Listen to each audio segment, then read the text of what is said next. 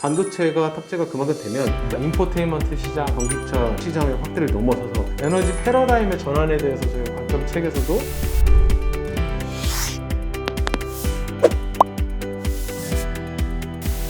안녕하세요.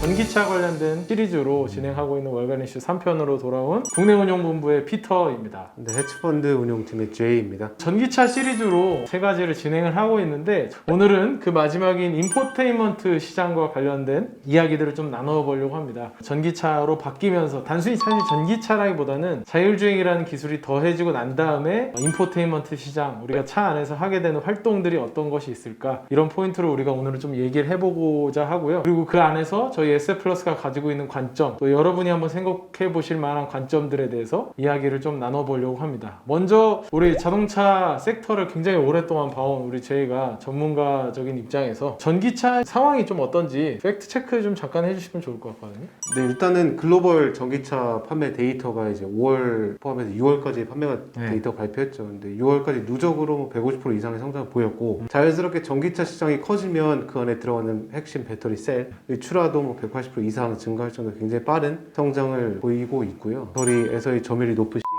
기업들과 국내에선 3사, 그리고 중국에서 굉장히 많은 배터리 셀사들이 좀 나오고 있고요. 네네. 사실 올해만 보유하고 있는 배터리 카파가 20에서 30기가인데 이게 5년 후, 그러니까 2025년도 추정되는 그들의 배터리 생산 카파는 현재 10배인 200기가와트까지 굉장히 빠르게 증가할 걸로 보여지고 있고요. 지금 오늘 저희가 커버할 거는 또 전기차 시장의 확대를 넘어서서 전기차라는 하드웨어라는 플랫폼이 구축이 되면 이게 하나의 그 생활 공간화가 된다라는 컨셉으로 저희가 좀 이야기를 할 건데, 그 전에 그 전기차라는 플랫폼이 구축이 될 때 수혜를 볼 수 있는 많은 산업들이 좀 존재한다라고 좀 보여지고 있고요. 그래서 아까 말씀드린 대로 국내 배터리 3사 외에도 중국에서 굉장히 많은 셀사들이 증설 계획을 본격적으로 많이 가지고 있다라고 보이고 있습니다. 네. 사실 오늘은 전기차 자체만의 포인트는 아닙니다. 자율주행이라는 것이 더해져야만 자동차라는 게 새로운 공간으로서 효용을 준다라고 생각을 하고 있고요. 전기차의 판매량이 늘어나는 것도 굉장히 의미가 있기는 한데, 좀 더 이야기를 넘어가 보자면 지금 자율주행의 현재 상황, 그리고 자율주행의 레벨이 있잖아요. 자율주행의 레벨이 어떤 것들이 있고 현재는 우리가 어느 위치에 있는지, 그걸 간단하게 좀 저희가 설명해 주면 좋을 것 같거든요. 현재 우리 자율주행 기술은 레벨 0에서부터 5로 좀 구분이 되어 있고요. 현재 상용화되어 있는 건 레벨 2에서 3 단계라고 좀 보시면 될 것 같고요. 현재 벤츠 신형 S클래스 같은 기암들은 현재 모델 레벨 3까지의 성능을 구현이 가능하다라고 보시면 될 것 같고, 사실 저번 달에 앨런 머스크가 굉장히 공격적인 발표를 했죠. 현재는 지금 테슬라 같은 경우는 반자율주행 기능, 그러니까 레벨 3까지 기능을 구현하는데 필요한 시스템이 카메라하고 레이더로 현재까지는 반자율주행 기능을 구현했다고 하면은, 앞으로는 레이더를 제거하고 비전 온리 시스템으로 가겠다. 그러니까 카메라로만 자율주행 기능을 구현하겠다라고 해서 현재 시장에서는 카메라 온리로 반자율주행 기능을 구축하려는 테슬라 진영이 있고, 카메라로만 전방 차를 인지하기엔 부족하다라고 해서 레이더, 그 더 나아가서 라이다까지 탑재하는 그 세 개의 센서를 모두 탑재한 진영이 있다라고 해서 비전 온리와 비전 온리 플러스 레이더 라이다까지 가려고 하는 두 개의 진영이 구축이 돼 있다라고 보면 될 것 같습니다. 네, 그렇죠. 그 레벨 제로부터 간단하게 한번 보자면, 레벨 제로는 운전자가 완전히 운전하는 거, 그 다음은 발을 떼는 거, 그 다음에 이제 손을 떼는 거, 그 다음에 눈을 완전히 떠나는 거, 그 다음에 이제 완전히 시키는 대로 운전자도 아예 없는 그런 상태를 단계별로 나눠서 이제 자율주행 단계로 보는데, 이런 자율주행이 되기 위해서 필요한 것들이 좀 있을 것 같은데 어떤 것들이 좀 필요할까요? 일단 저희는 자율주행을 구현할 때 필요한 거는 기본적으로 센서라는 거는 핵심적으로 가장 필요하고, 말씀드린 레이더하고 라이더, 카메라 같은 센서는 필수적으로 필요한 거고, 두 번째는 더 정밀하게 사고가 안 나려면 정밀질에 대한 데이터가 좀 필요하다라는 거고, 이제 마지막으로는 옆에 있는 자동차, 그리고 전방에 있는 차와 통신할 수 있는 V2I와 V2X라는 인프라 구축이 이제 필요하다라고 좀 보시면 될 것 같습니다. 네. 이렇듯 저희가 레벨 3가 실제로 판매 중인 상황이고, 레벨 4까지도 2025년 정도면 나오는 상황이라면, 자율주행에 대해서는 이미 사실 미래라고 생각하실 수도 있지만 이미 닥쳐온 현재 상황이다라고 생각하는 게 좋을 것 같고요. 자율주행이라는 요소가 전기차라는 것과 함께 가지 않으면 또 안 되는 이유로는 좀 에너지 사용 측면도 있을 것 같은데, 그 부분도 한번 좀 설명해 주실 수 있을까요? 기본적으로 자율주행 차가 가게 되면 현재 내연기관차 같은 경우는 반도체 탑재 규모가 400불 정도 밖에 안 된다고 하면, 이게 하이브리드 PHEV EV까지 가게 되면 지금 테슬라 모델 3 같은 경우는 반도체 탑재 규모가 1300불 정도가 들어가기 때문에 현재 내연기관차에 들어가는 반도체 규모 대비 한 3배 이상을 들어간다. 그 말은 즉슨 반도체가 탑재가 그만큼 되면 전력 소비는 많아지고 전력 소비의 기반에 이제 배터리에서 나오는 에너지를 활용할 가능성이 높아진다.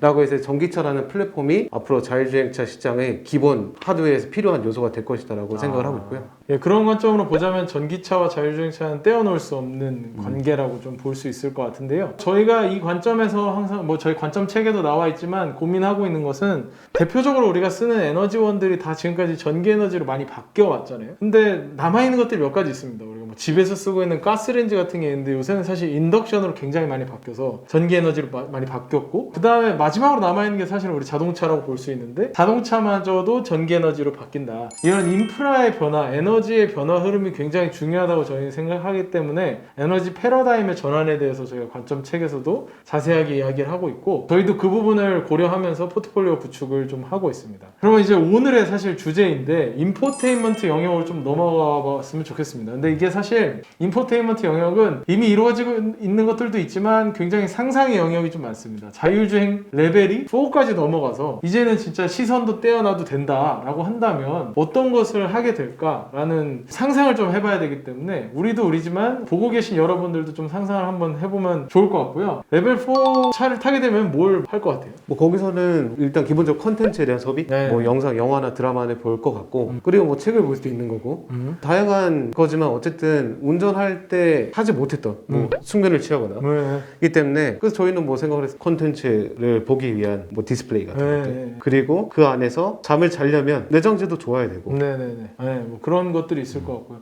저도 대부분 비슷한 활동일 것 같은데 아마도 뭐 대중교통을 일반적으로 이용하는 것처럼 스마트폰도 좀 더 많이 쓰지 않을까. 뭐 영화도 보게 될 수도 있고 좀 휴식을 취하는 관점도 있지 않을까 싶은데요. 그런데 뭐 저희가 잠깐 얘기했지만 인포테인먼트가 그런 식으로 되기 위해서 필요한 것들을 제가 좀 설명을 드리려고 하는데요. 일단은 우리가 하나의 자동차가 이동하는 엔터테인먼트 공간이 되어 가는 것이죠. 그렇기 때문에 우리가 만약에 영화를 본다 그러면 지금 있는 내비게이션 화면 정도로는 사실 만족스럽지 못하겠죠. 차량 안에 굉장히 큰 디스플레이가 들어갈 수도 있을 거고, 혹은 헤드업 디스플레이의 해상도를 굉장히 끌어올려서 영화를 볼 수 있는 정도까지 끌어올릴 수도 있겠죠. 그리고 또 한 가지는 차량이라는 공간이 사실 굉장히 좋은 거는 음악을 듣는다거나 하기에 굉장히 좋은 공간이죠. 밀폐되어 있고 딱 내가 집중하는 컨텐츠에만 딱 집중할 수 있는 환경이기 때문에 그런 측면에서 음향 시스템 같은 경우도 굉장히 좀 발전할 수 있지 않을까라는 생각이 좀 들고요. 차량 내에서 또 뭐 테슬라 같은 경우 최근에 발표한 거 보면은 게임 같은 경우도 하는 경우도 있고요. 굉장히 다양한 활동들이 가능할 것 같습니다. 그래서 이 기술적인 기반으로는 저희가 생각할 수 있는 거는 음향부터 디스플레이까지 굉장히 다양한 것들이 들어갈 수 있고요. 특히나 이제 OLED 디스플레이 같은 경우가 이야기가 되고 있는 것들은 사실 차량의 곡선으로 되어 있는 부분들이 굉장히 많기 때문에 이 굴절이 가능한 디스플레이, 결국에는 LCD는 그런 곡률 측면에서 한계가 있기 때문에 OLED로 좀 많이 들어가 줘야 되고, 그 다음에 명암비에서도 OLED가 좀 더 뛰어나기 때문에 OLED가 앞으로 좀 더 차량에 많이 탑재될 것 같다라고 예상해 볼 수 있을 것 같습니다. 근데 이런 예상들은, 기술적인 예상들은 다 사실 그 안에서 우리가 어떤 컨텐츠를 접하게 될지에 따라서 달라지는 부분입니다. 그러니까 우리가 그냥 단순하게 얘기할 수 없는 게 지금 엔진, 뭐 저희 관점 책에 나와 있던 내용을 그냥 그대로 한번 말씀드리면, 엔진이 놓여있던 자리에 골프백이 들어갈 수 있고, 운전석 대신에는 모니터 화면이 놓이고, 주행 중에도 쉬기도 하고 놀 수도 있는 공간이 될 수 있고, 좌석은 아까 얘기했던 것처럼 가죽도 좋아야겠지만 안마의자 같은 게 들어갈 수 있고요. 최근에 뭐 아이오닉 같은 경우도 완전히 들어 누울 수 있는 그런 형태의 의자들이 들어가고 있죠. 근데 이런 모든 것들이 사실 그 안에서 우리가 어떤 활동을 하게 되느냐, 어떤 활동이 주가 되느냐에 따라 달라지는 것이기 때문에 하드웨어의 변화는 일단 소프트웨어 변화부터 일어난 것들을 통해서 우리가 추정해 보면서 가는 것이 훨씬 더 낫다라고 생각이 듭니다. 저희가 전기차, 자율주행차를 말씀드릴 때 이 두 가지를 같이 말씀드리는 이유를 저희 SF+ 관점으로 좀 설명드리고자 하는데요. 일단 SF+가 혁신을 두 가지 관점으로 정의합니다. 단순하게 뭐 미래 기술 앞으로 10배, 뭐 100배 성장할 거야 라는 그냥 단순한 예상보다는, 첫 번째는 어떤 해당 기업의 ROE를 개선시킬 수 있는 기술이 있다거나 핵심적인 무언가가 있다라면 혁신이라고 생각을 하고요. 그 다음에 또 한 가지는 시장이 성장해야 된다는 것이죠. 시장이 그냥 단순하게 기술이 유망해라는 관점이 시장의 성장을 못 시키고 대체하는 정도만이 아니라 시장을 성장시켜야 된다는 건데요. 그걸 왜 말씀드리냐면, 전기차로 바뀌었을 때 내연기관에서 그냥 전기차로 바뀌어서 9천만 대 팔리던 차가 전기차로만 바뀐다라면 가격이 올라갈 수 있지만 사실 퀀티티 측면에서는 성장하지 않을 수도 있는데, 자율주행이라는 기술이 거기 들어가면 차를 좀 무서워했던 사람이나 대중교통 탈 때 다른 사람들이랑 좀 부딪히고 이런 걸 싫어했던 사람들이 이 차를 좀 사게 될 수도 있는 거죠. 운전의 피로감이 많이 떨어지게 되기 때문에. 그렇다면 이 두 가지는 뗄래야 뗄 수 없는 관계라고 생각이 들고, 저희는 이 두 가지를 합쳐서 시장의 혁신을 가져올 굉장히 중요한 혁신적인 요소다라고 저희는 생각을 하고 있습니다. 그래서 이 자동차 안의 공간이라는 게 개인적인 활동 공간으로서 굉장히 중요한 시장이 될 거라고 보고 있고요. 또 한 가지는 사실 이 시장 규모가 너무 큽니다. 자동차 시장이 대략 한 3,500조 정도 되죠? 완성차 시장이.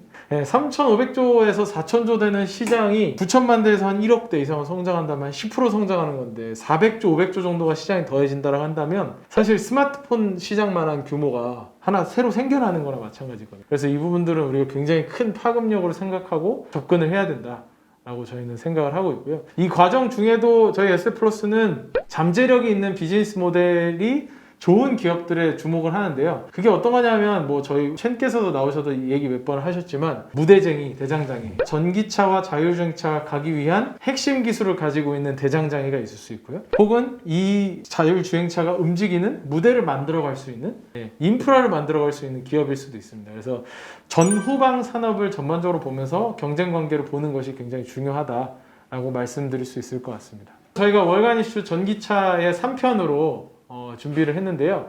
아무래도 상상이 많이 필요한 영역이다 보니까 우리의 좀 상상력을 동원한 내용들을 가지고 여러분들과 좀 이야기를 나눠봤습니다. 저희의 생각보다는 여러분들의 생각, 우리가 함께하는 생각들이 어떤 방향으로 흘러갈지를 계속 상상해보고 의심해보고 관점을 만들어가는 과정이 굉장히 중요하지 않을까라고 생각이 듭니다. 혹시나 질문하실 부분이 있으시면 질문 꼭 남겨주시고, 저희가 그러면 궁풀소에서 질문들에 대한 답변을 드릴 수 있도록 하겠습니다. 감사합니다. 고맙습니다.